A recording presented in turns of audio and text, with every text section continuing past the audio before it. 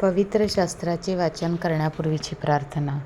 हे देवा, तुझा शब्द वाचत असताना मला तुझी ओळख होऊ दे. तुझे प्रेम व तुझे स्मरण रोजच्या जीवनात होण्यासाठी तू मला मदत कर. तुझा पवित्र शब्द माझ्या जीवनासाठी कशाप्रकारे मी लागू करावा याची समज दे.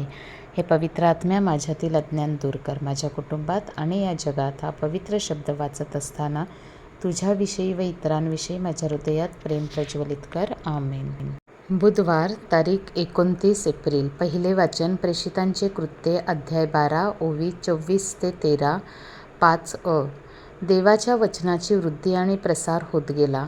बर्नबा आणि शौल ही आपली सेवा पूर्ण करून, ज्याला मार्कही म्हणत, त्या योहानाला बरोबर घेऊन येरुसलेमेहून माघारी आले. अंत्योखियाच्या मंडळीत बर्नबा, शिमोन निग्र, लुक्य कुरेनेकर, जो बाळपणापासून मांडलिक हेरोद राजाबरोबर वाढला होता, तो मनाएन, आणि शौल हे संदेष्टे आणि शिक्षक होते.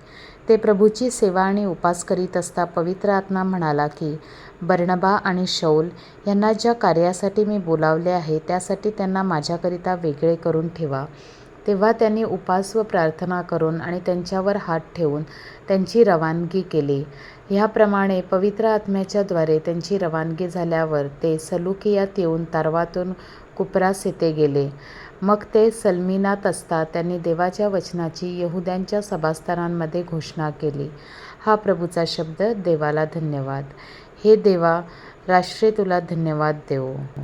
शुभवर्तमान. योहान अध्याय 12 ओवी 44 ते 50.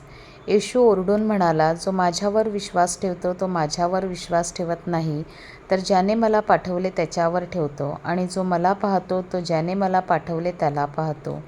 जो कोणी माझ्यावर विश्वास ठेवतो त्याने अंधकारात राहू नये म्हणून मी जगात प्रकाश असा आलो आहे. आणि जो माझी वचने ऐकतो पण ती पाळीत नाही, त्याचा न्याय मी करीत नाही.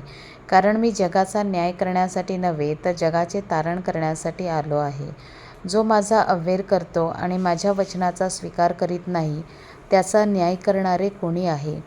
जे वचन मी सांगितले तेच शेवटल्या दिवशी त्याचा न्याय करेल.